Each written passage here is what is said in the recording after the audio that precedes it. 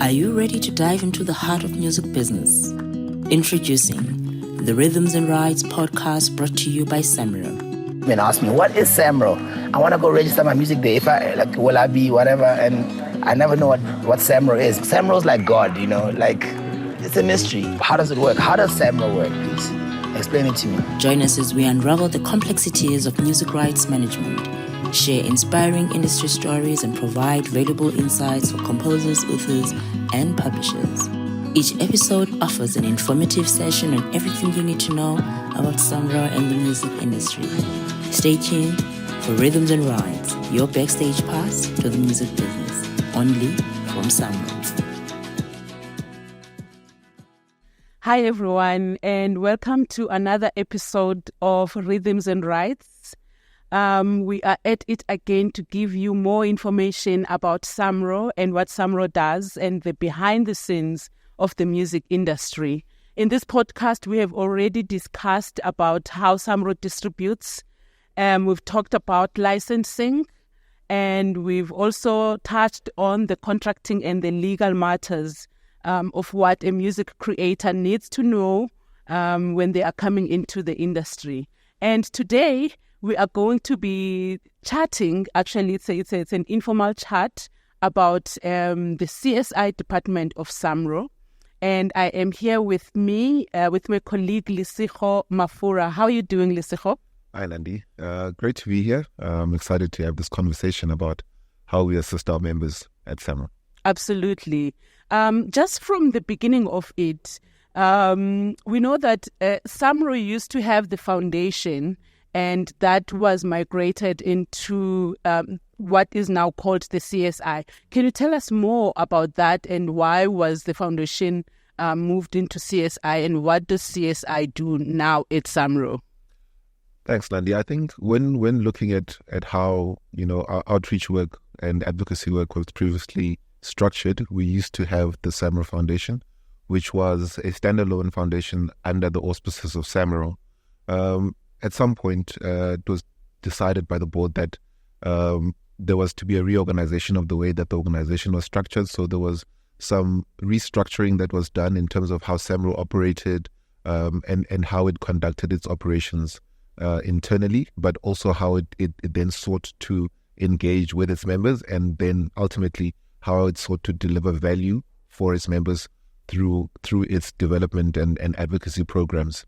And I think obviously there was a long-standing commitment from Samro through the Samro Foundation. It had established programs that focused on various aspects of the industry. It supported our members through bursaries, schools programs, but ultimately it was felt that due to the reorganization, there was a way in which we could streamline our operations, and ultimately that's how we ended up with the CSI unit within Samro. And then obviously from there, we spent a lot of time developing a new strategy around how we can move forward. And I think particularly in response to what happened during COVID and a lot of the challenges that artists faced.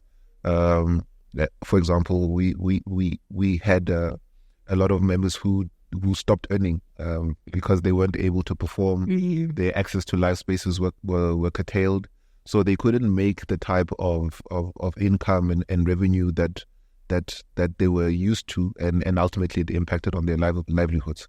And obviously, from a Samro perspective, we had programs in place to support that. But I think ultimately, looking at the foundation programs, we also had to be responsive to the changes that were happening within the industry, but I think also to be more responsive to member needs, but also addressing some of the concerns that members had shared around the work of the foundation, but also the focal points and how it was delivering support.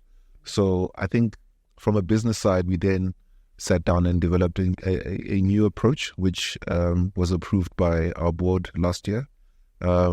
And ultimately now we are 1 year into that new strategy, and ultimately that's what we're trying to do.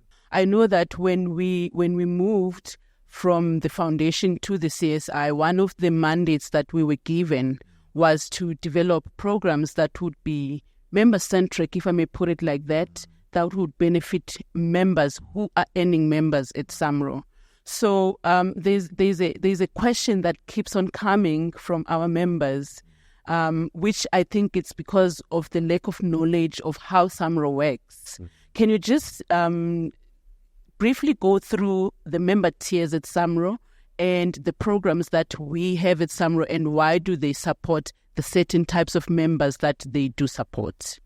Okay, I think what's important around this issue is, and a lot of confusion, you're right, does emanate from this, I think, lack of clarity around it. So I think at Samro we have primarily 3 tiers of membership. We have prospect members, and those are people who are newly signed up with us to assist them in their management of their rights.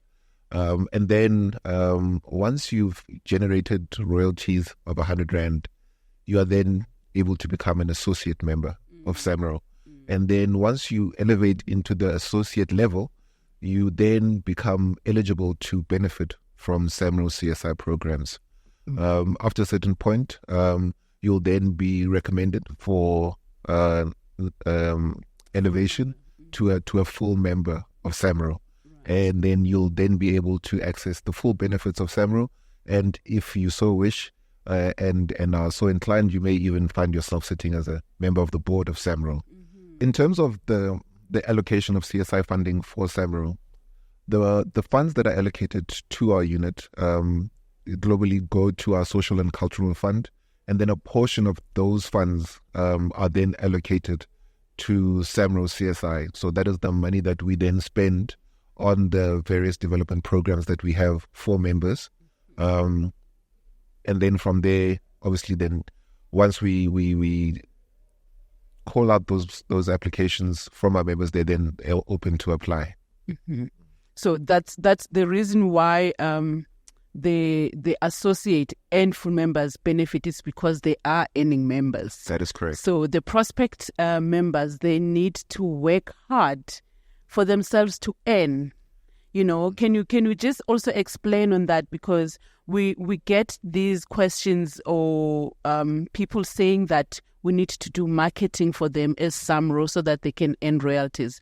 I think there's a misconception around there as to what Samro is and what Samro does and why prospect members don't benefit yet. Well, I think we've touched on it before. I think at the core of it,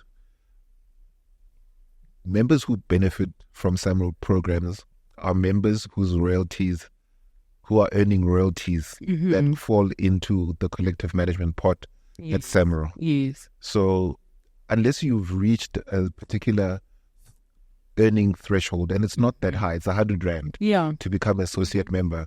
So it's not like we've set the bar extremely high where now people, are never able to achieve it, or only established artists are then able to then access those benefits. It's a very low threshold, and we think from a Samro perspective that we then afford the greatest opportunity for the greatest number of people to then be able to benefit from Samro programs, CSI programs, if we can put it that way. So I think it's important for members to inform themselves, about what it means to be a Samro member, and I would suggest that our members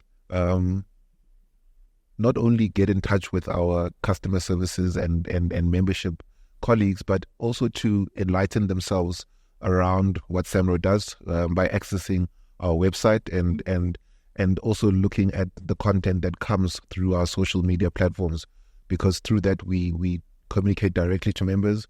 We try to share the programs that we have in place. What are we doing? What's current? What are the opportunities that are available? Because I think that there's a lot of misconceptions around how Samro allocates, the opportunities for members. We've had instances where, we've been accused of allocating benefits to our friends, or only focusing on members that are established in the industry. But the data does not attest to that. Actually. But I think also what's important is that knowledge is power. Yes. And I think it's important, especially from our members, to understand that, you know, the more that they equip themselves with knowledge around specifically being a Samro member in this case, but also what are the rights as creatives for the intellectual property that they develop and that they put out into the market, the agreements that they enter into with their publishers, with their recording labels, with their managers. They need to take the effort and the time to understand what that means. And even if they don't understand what those means, find ways to understand, you know, what are the implications of the things that you are attaching your name to. And I think that also goes along with how they engage with the opportunities from Samro. And I think specifically around that is when members are applying for programs, and I'll create, let me lean on one example. For example, the Music Creation Support Fund, which is probably our most popular program as Samro, because I think it's the one that talks to what members do. Absolutely. You know, and it's one way we try to catalyze creatives to give them an opportunity to put their work out there, to put their talent out there, and hopefully be noticed by people who resonate with their product. And ultimately what we're hoping is to create a virtuous cycle where we support members financially. They are able to create products that become accessible to the market likes them, they generate revenue through their royalties, and we create then a virtuous circle where we've then assisted them in being able to generate royalties, which we are then able to pay back to them the next time that we do our distributions. It's great that you are explaining how these programs works at Samro, and you are talking about the Music Creation Support Fund, which is one of our flagship programs at Samro, and I'm proud to say that because it has helped a lot of members, I know. So can you just briefly explain to people what Samro Music Creation Support Fund is and why was it created? Okay, so the Music Creation Support Fund is a grant-based benefit to our full and associate members, where every year we identify at least 100 people to benefit from the grant that we give them to either create a new song or put out some new music, finish an album, do a music video. So essentially it's a catalyzing grant. It's not meant to, you know, be for a full album. So that's not what we're trying to do. That's why it's called a support fund. It's a support fund. And it's important that our members understand that MCSF is exactly as it says. It's a music creation support fund. We're trying to support our members, our full and associate members, to be able to create, to assist them in their creation process, so that they're ultimately able to put out one new piece of music, or to help them to complete, you know, an EP or an album that they've been working on, or to assist them in developing a music video that goes along with some new music that they put out. Ultimately, this is all music that has yet to be released, so we're not looking for music that had already been put out there to the public. Yes. Okay, so how many people have this grant supported since it started? So I think to date, the Music Creation Support Fund has supported 420 of its members. Over the initial 3 years, it was 100 members every single year. And then from this our latest cohort, you know, we're able to then extend it to an additional 20 members. So now the count is 120 for this current financial year. And it will continue to be so going forward, because it's important for us to try to expand the impact that the program has had. It is by far the most popular program. We think it's the one that our members most resonate with, because I think it allows them to do what they do as creatives. It allows them to to express themselves, but I think it also increases the propensity for their music to reach the public and to reach the consumer at the end of the day. Absolutely. Since we are still in the process of the MCSF, we just announced last Friday the new cohort. We've been getting a lot of questions asking about the criteria that is used to grant these people. Can you just briefly tell us what is it that you're looking for when people are applying for this grant? What is the criteria? Okay, so I think, when members apply, the criteria is there for them when we do our call-outs. Mm-hmm. But I think, in the benefit for the program and for the viewers is to say that, ultimately what we're looking for is for you to do primarily, I think, three things. Yeah. Tell us what your idea is in detail. Yes. What are you actually going to do with the money that Samro gives you? So the concept, the idea, your project description. Mm-hmm. That's very, very, very critical. It's very critical when you're saying description, because some people would say, I'm doing an EP.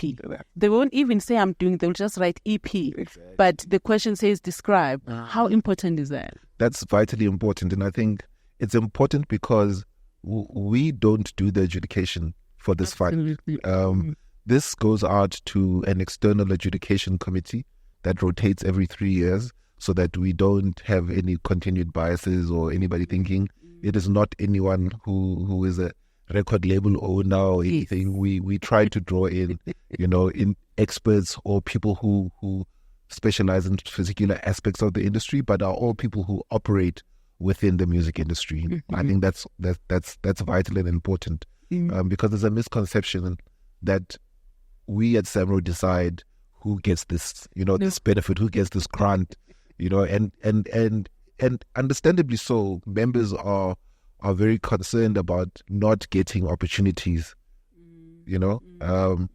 It's human nature to want to succeed. It's human nature to want to be able to access, help that can change your life. So we understand that as Samro, and we're very sensitive to that aspect of this program. So we don't take it lightly, and I think that's why we have an external adjudication committee. But for example, if you're applying for a job, right? Yeah. And you are suitably qualified, you meet all the requirements, but you send your CV that doesn't best reflect you. You don't add a cover letter. You don't give them a synopsis of your experience about what you've done and what you're capable of, the highlights of your career. You're not going to get hired.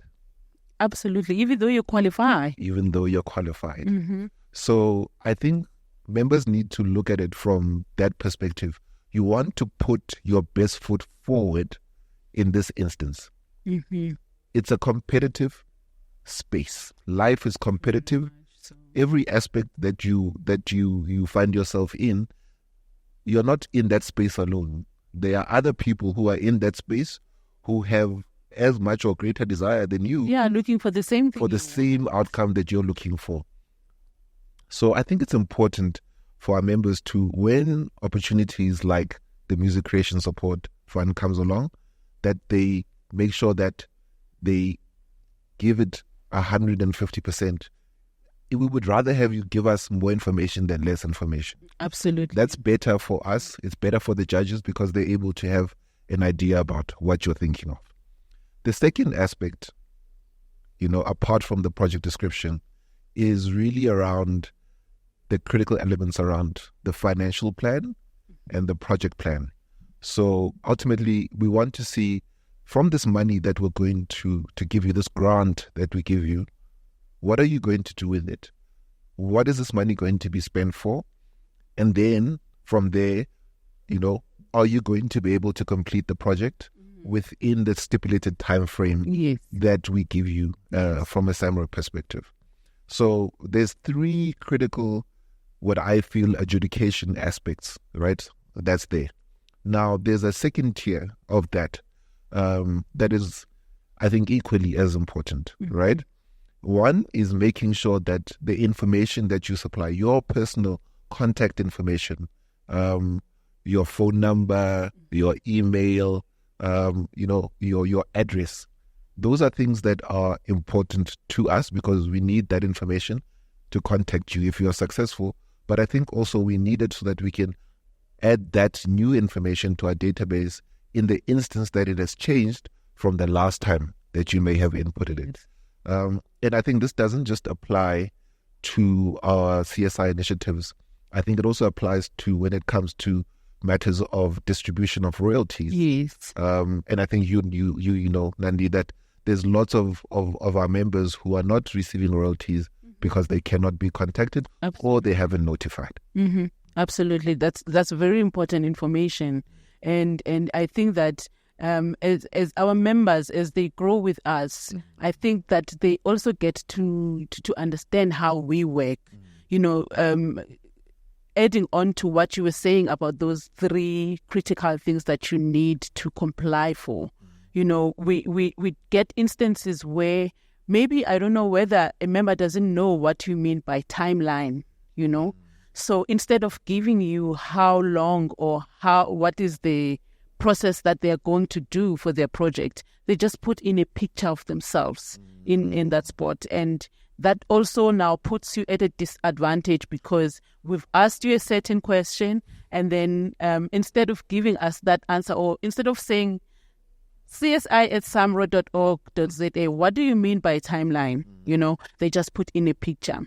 And I know that from the previous adjudication panel meetings that we have, our adjudicators even went to a point where they're saying maybe we should have a toolkit, So as far as do you think that works, that helps to have a toolkit for our members? By toolkit, I mean where we give you examples or templates of how to do the timeline, how to do the budget. Do you think we're spoon-feeding the members or...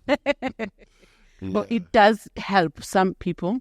I think it's useful. I think it's important because we have members of different levels of understanding about what the requirements are. And I think in any instance, for example, a lot of members who are new or who have just become associate members, yes, they may not have gone through the process and ultimately may feel that they're at a disadvantage for not understanding the mechanics of the application process. Mm-hmm. So from my personal perspective, I think toolkits are essential to assist the member to be able to submit a full and thorough application. But that also requires members to want to know about what's there. And I think the example that you made around some of the applications that we've received, where members are requested for example, you were saying a project plan and someone adds a picture, of themselves or some other random documents. And I mean, we've seen some random documents. Other people add bank records, certificates. Your people add their monthly municipal statements. So, when you do stuff like that, and in some, there's a possibility that in some cases it's an error. Someone is sitting at an internet cafe and they think they're attaching the right file and ultimately the wrong one comes. So I think it's important for our members to just be thorough when they're doing that process. I think if you're going to be working from a space that's not your own, like an internet cafe, put all of your files in one singular folder, label them carefully. This is my project plan. This is my project description. This is my ID. Make sure that even when, from a Samro side, when we are ingesting your information, we're not at odds to try to understand what is it that this member is sending to us. And I think ultimately at the end of the day, when you do send information that's not required, you ultimately eliminate yourself from the process. And that's not what we want. We want the greatest amount of people to have full applications so that we can send as many people for adjudication as possible. Mm-hmm. And we want good quality applications, because it means that at the end of the day, the output is going to be quality music that they are putting out. Because that's also important for Samro to develop the music industry so that there's quality music that's out there. So I want us to move from the MCSF because we can talk about it the whole session of this podcast. Sure. There's other developmental programs that we have initiated as the CSI at Samro. Can you just give us a brief of which ones are those? And yeah, I'll ask you the other question after. Perfect. So I think apart from MCSF, at Samro, we have a number of development initiatives for our members. One of the ones that we're quite proud about is our music business skills development programs, and we've added 2 new programs to that.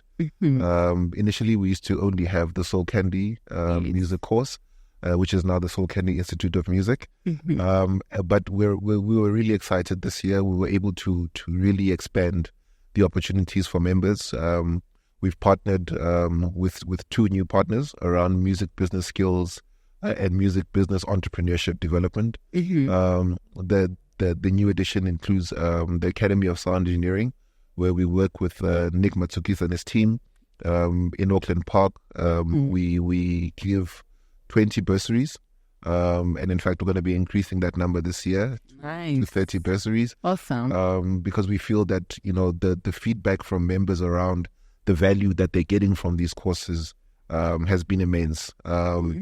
You have members who are seasoned creators, seasoned musicians, and go through these programs and are in awe at what they actually didn't know. These are people who are talking 50 years in the music industry, and they are still learning.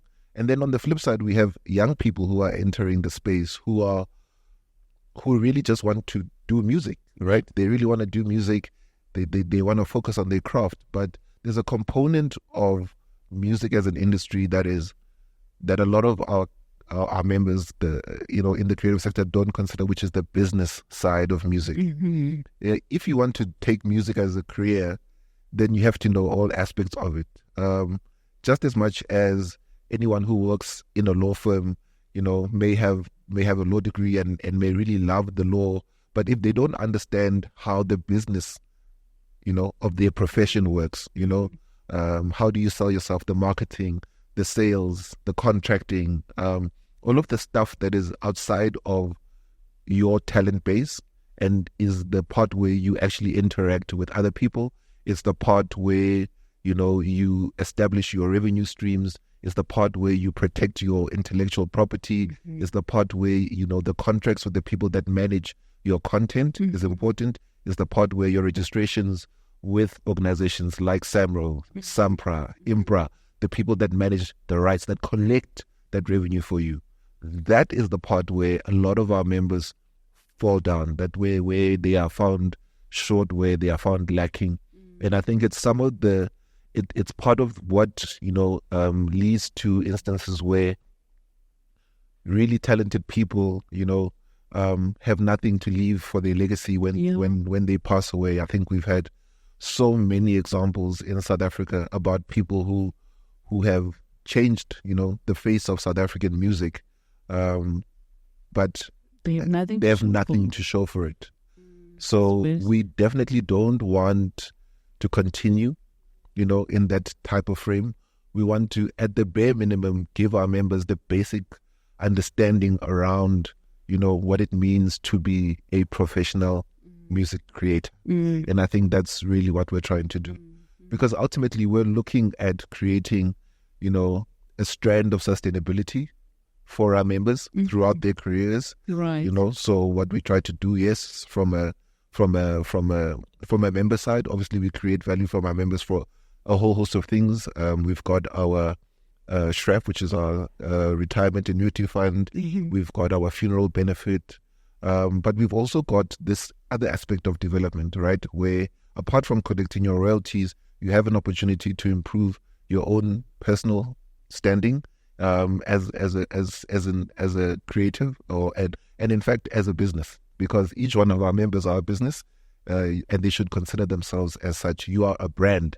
When people buy your music, they are buying what you produce, just like when you buy milk from the shop. Those guys are in it to make sure you buy their milk. Right. And like them, there's other people who make milk. And so it's competitive. So just like that in every other industry, the competition is fierce. It is hard. It is brand driven.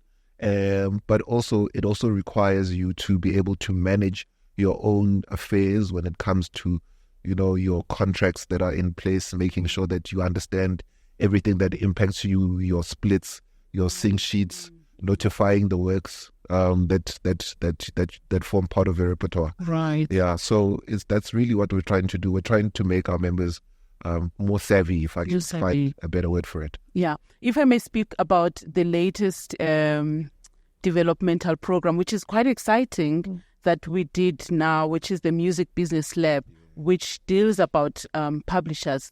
Because somehow people always say that, we're only focusing on the one member type of Samro, because publishers are also members, and you get a lot of independent publishers who don't know how the business works. Tell us a little bit about how the Music Business Lab aims to help these publishers. Right. So Music Business Lab is one of these new and revolutionary programs that have come through that focus on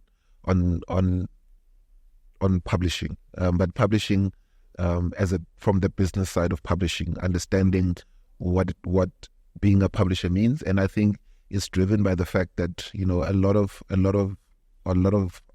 artists, not just in South Africa but globally, have identified self-publishing as a viable means of managing their careers and getting their music out there. But obviously there's a lack. Publishing has always been considered a big business. Yes. It is a big business. Yes, Let's not get it twisted. But I think technology has enabled people to take more control of the creative process, but also in terms of the value chain, to then start to be more active on the publishing end of the music value chain. So what we do there is and essentially what we're trying to do is look at a lot of our self-published members. In fact, I think we took on 30 members this year who formed part of that cohort. The feedback from that was absolutely phenomenal, and members can go check on our websites and on our social channels around that day, on their graduation day, some of the comments that they had, the feedback from members. When we looked at their participation, we had a 99.5% attendance to all of the classes. That's awesome. That happened. That's great. Through MBM, but not just MBM. Soul Candy, the attendance was very high. The Academy of Sound Engineering Master Business Management course has the attendance was phenomenal. What that shows us is that there's a massive appetite within our member base to access these programs, and so we're going to continue to try and do. That's great. Before we wrap this up, I just wanted to briefly touch on the other aspect of the CSI department, which is the music archive. Sure. At Samro, we house the most music scores in the country, and we have the Samro music scores within that, and also the IM transcriptions program, which is actually quite getting popular now. Really? The IM stands for Indigenous African Music Transcription Program. Just briefly tell us what that is. What is it for? In a short brief. So, and I think I want to touch on IM, and there's another program I think it's important for me to hear about and the public in general. So, from an IM perspective, Samro, because of our long history and within the music industry of South Africa, having been the first CMO that accepted people of color in South Africa and allowed them to earn as creatives, the aspect around legacy preservation, understanding where the South African sound comes from, what inspired the people that these famous names that what inspired them to do what they do, making sure that legacy, that historical narrative, that historical musical narrative is alive. We create a space where artists can come and look at those works, look at those scores, and try to decipher, what was the spirit and the feeling behind this. But also we think it's important, especially in the day and age where there's a lot of sampling, right, to be able to preserve the original works, right, to have that on record, but also to act as a access point, for young creatives to then, use those resources, because, and they are for free. Actually. And they're for free. That is the one thing I think a lot of people don't know, is that we have this massive archive, of music and scores and indigenous music, and it's for free. And it's not just for music creatives. I think people who work in the digital and visual arts would also greatly benefit from this. If you're a music historian or a music supervisor working on unique African works, Samro would be an ideal partner for you. And I know, Nandi, this is probably one of your biggest passions. So and for us, it's a vital part of our CSI work. No, absolutely. You said there's something else that you wanted to say. Yeah, one of the things that one of our most unique programs also is called Concerts SA. Yes. And Concerts SA is one of our flagship programs because it is the one program that deals with live performances. Yes. Yes. And how it creates opportunities for Samro members to then go out and perform live and earn mechanical rights, and those performance rights from working in these live spaces. But what it also does is that we support through Concerts SA artist mobility, allowing artists to be able to go on tour, to be around the country, and then also to work and operate in licensed venues. Right. And those licensed very important. is very, very important, because you, as an artist, you want to be in a space where you know that they meet the requirements, and you know that they are also playing their part, in the royalty value chain. So if you know that there's a venue where they are paying, their venue license, right, at least you know that certainty that the promoter knows that, and ultimately though that performance will ultimately result in royalties for you at the end of the day. But Concerts SA goes beyond that. We work throughout the continent through Concerts SA, building partnerships, and really looking to advance the African sound throughout South Africa. And I think another critical part of Concerts SA is really around the research into live music spaces, and specifically around how women interact, or the experiences of women creators and women musicians in the live music space. There's a really interesting research that has come through Concerts SA that sort of outlines what those pitfalls are, but more specifically, what are the responses from industry, and I think from society in general, that we can take to ensure that we create safe spaces for women to thrive within the live music industry. There's a lot that we could talk about. Yeah, there's so much. There's so much that makes up Samro CSI. I actually wanted to add to what you just said about Concerts SA and the venues. Our members, if they want, they could contact Concerts SA to ask them to give them the list of venues that are licensed, so that when they want to go and promote themselves, they can target those venues, because they know that there is revenue coming even after your performance through your royalties. That's very, very important. And then, I think the last part is really around the outreach and advocacy that goes there. We support key national events. We supported 30 Years of Democracy in partnership with the Department of Arts, Sports and Culture, in the Mzansi Golden Economy Program. We're excited about some new developments coming through Concerts SA that will help artists, to access greater opportunities, and hopefully our members can keep track of that, stay informed about what we do, the opportunities that come up through our work. There'll be opportunities for our members. And what we're also going to be doing is integrating our programs. So you'll see a convergence between the Music Creation Support Fund and the work that Concerts SA does. Yeah. So in a roundabout way, we're trying to find a way in which we can greater support our members who benefit through our programs, and then through our other platforms find spaces where they can, express their craft in a public facing environment. Wow, that's awesome. Wow, that's quite a lot that we've chatted about. I do hope that our members will get more out of these conversations that we have. And as usual, please leave us your comments on the comment section below to tell us what is it that you would like to know more about the CSI that we do at Samro. And thank you very much, Lesego, for sitting with us and sitting with me so that we can chat about what we love and what we do at Samro. Yeah. I do hope that we'll see you again on the next episode of the Rhythms and Rights. Are you ready to dive into the heart of music business? Introducing the Rhythms and Rights podcast, brought to you by Samro. And ask me, what is Samro? I want to go register my music there. If I will I be whatever? And I never know what Samro is. Samro's like God, it's a mystery. How does it work? How does Samro work, please?